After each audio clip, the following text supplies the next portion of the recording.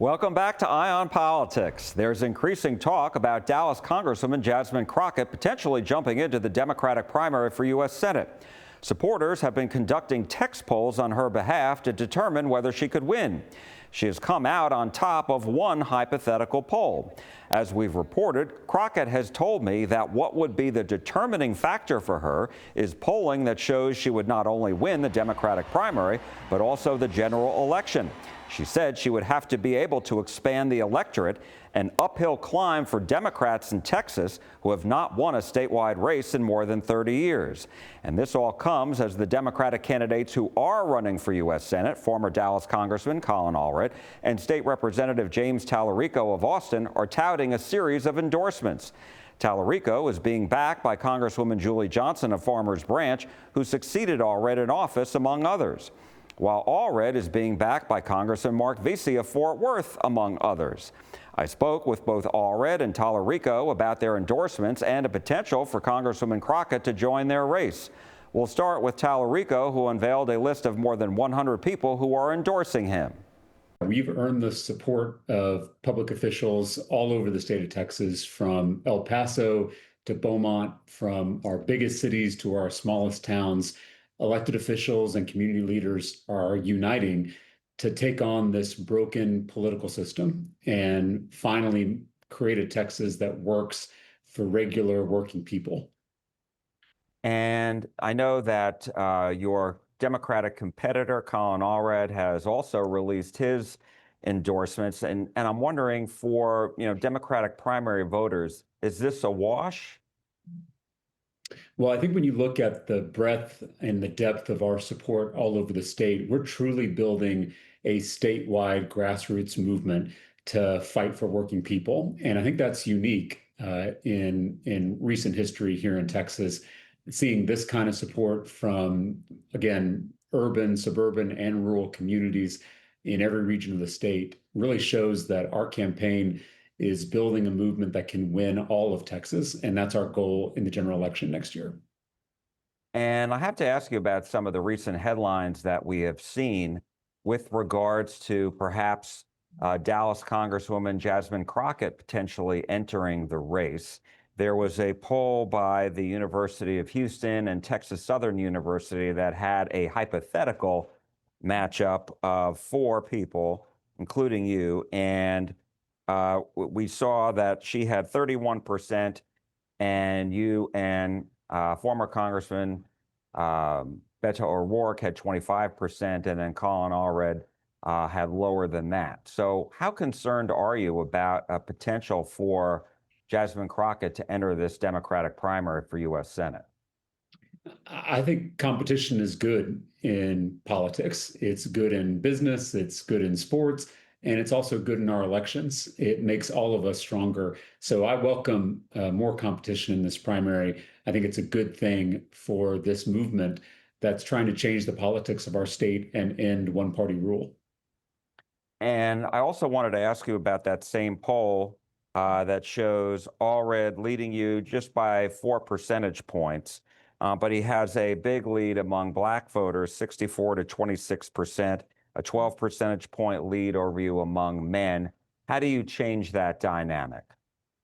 Well, our campaign is just 6 weeks old. We're the new kids on the block. We've got a lot of work to do to get in front of as many voters across the state as we possibly can. And this group of 100 elected officials in every region of the state is going to help us do that.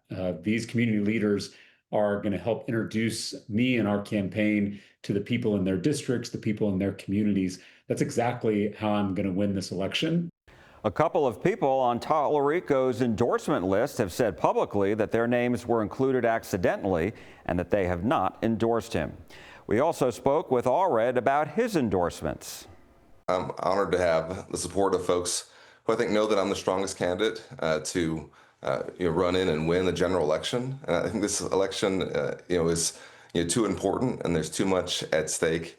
And I think the folks who are supporting me recognize that we have to make sure that we build a strong ticket, that we have a strong candidate, and also one who's speaking to the issues of the moment. And I think right now what folks are going through, as I see it, is the same thing that I went through growing up, which is an affordability crisis one where they're working harder and harder for less. They think that nobody's on their side. I am. I see them. I hear them, and I want to be a senator for them. And as you know, James Talarico, the state representative from Austin, who's also running in the Democratic primary, released a list of endorsements. So for Democratic voters, is this just a wash?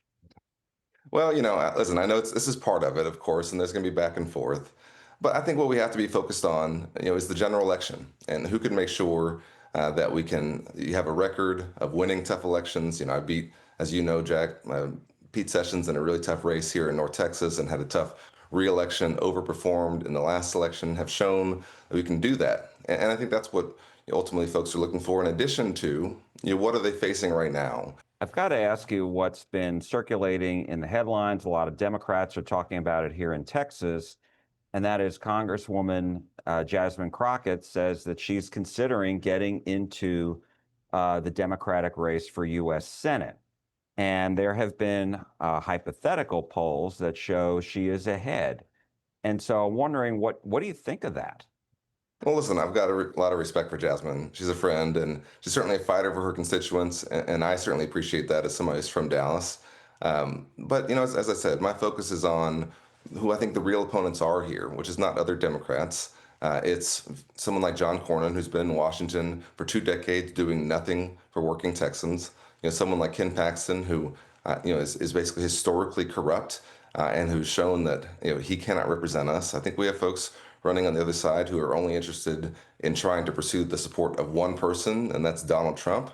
I'm trying to pursue the support of 30 million Texans, make sure they know that I'm here for them. But if she were to get in, would that present a problem for your campaign?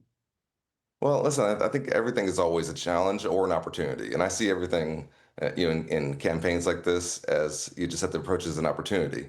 Yes, it's something we'd have to deal with, but it would be an opportunity for us to continue to drive home the message, that I've been working on and trying to make sure that we, get folks to understand, which is that, I think that what working people are going through, in this state is that they're working harder and harder and they feel like they can't, help their family get ahead.